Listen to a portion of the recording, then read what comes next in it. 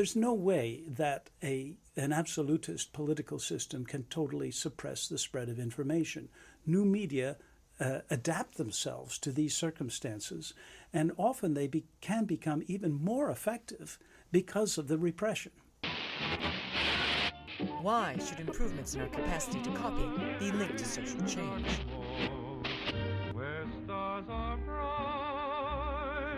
Because communicating, so fundamental to what we do in the world, is itself an act of copying. The one technique that brought us to where we are is copying. Sharing is at the heart of, in some senses, existence. Communication, the need to talk to someone, is an act of sharing. The need to listen to someone is an act of sharing. Why do we share culture? Why do we share language? Because we imitate each other. This is how we learn to speak. This is how a baby learns. This is how new things come into society and spread through society. Basically, what keeps us together is that we copy from each other. When the spoken word was our only means of communication, we traveled far and wide to deliver it to others. Later, as we began to communicate in written form, armies of scribes multiplied our ideas. Our urge to communicate is so strong that we have always pushed the tools available to us to the limit, then gone beyond them, creating new technologies that reproduce our ideas on previously unimaginable scales.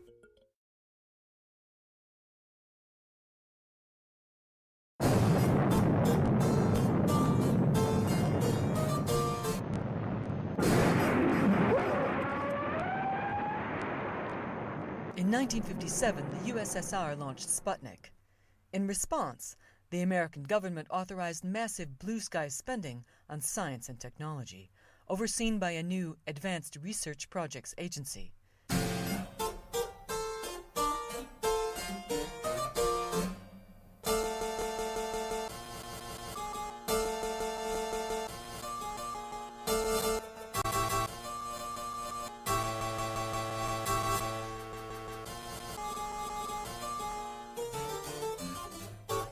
It was ARPA, developing the ideas of visionary computer scientist Joseph Licklider, that came up with the concept of networking computers. It's been hard to share information for years.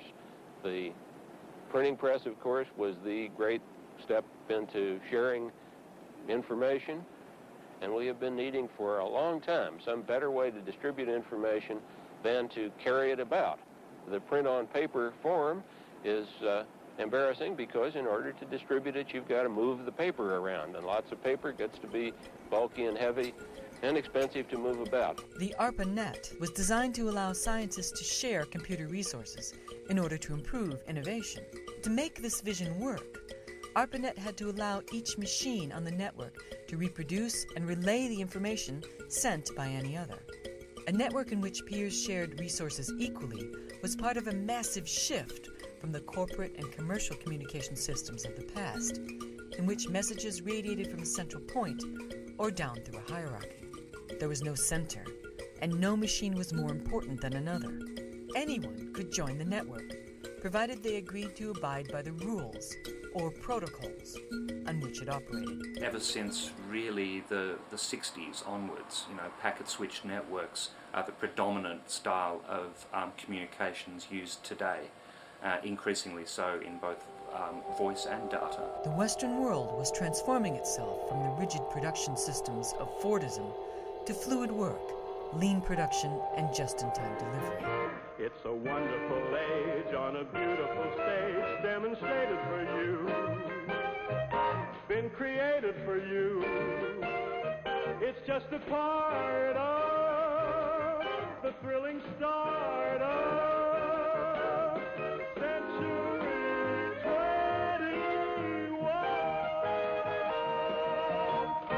a post-centralized, friction-free economy needed a communications system just like this. We didn't build in the 1970s networks of hierarchs. The computers that existed in the world were all multi-million-dollar machines, and they basically interrelated to one another in very equal ways. One of the really important characteristics of the internet is that it's extremely decentralized, and that the services on the internet are invented and operated by other network users. You know, the network is built so that there's nobody in charge, that everybody has control over their own communications. In relying on the internet, society was bringing into its very center a machine whose primary function was the reproduction and distribution of information. It's an inherent function of the networks that we use today that this data is stored and copied, stored and copied. Normally transient, normally very fast, in milliseconds, microseconds. Specialized pieces of equipment such as switches, routers, hubs, etc. do this all in the blink of an eye. But it's the way networks work.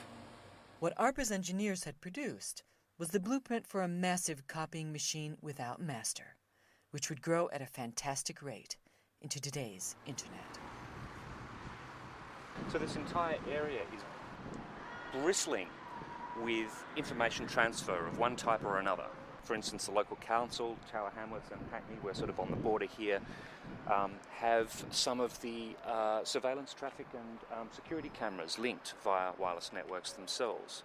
The spectrum environment is getting very dirty or noisy.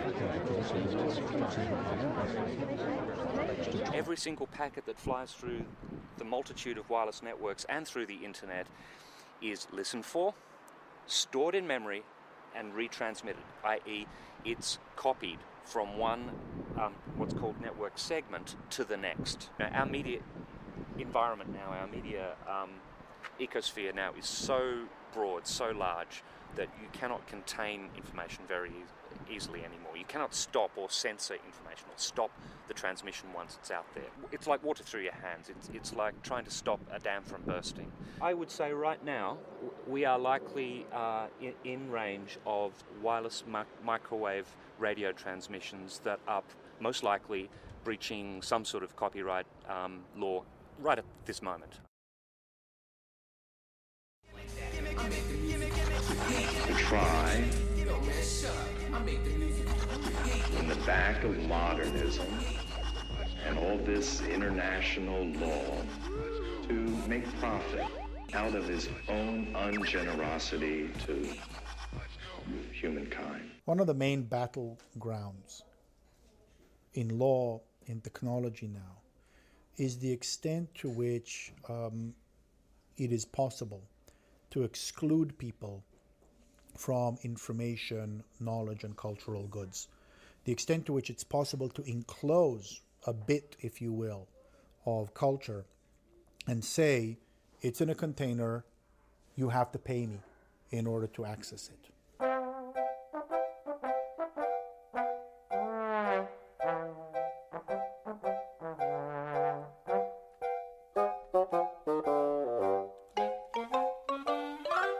You can make something property if you can build a fence for it. You can enclose something if you can build a wall around it. In the American West, the rangeland was free and all could graze it because it was too expensive to fence it.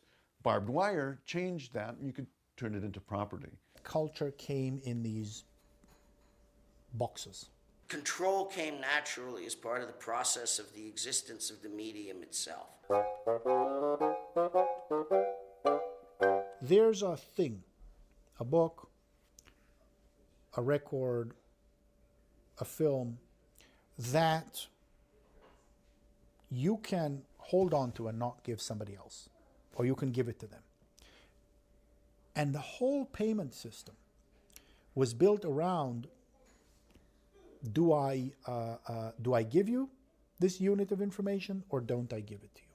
And that was how the whole model of copyright was built from the book on up.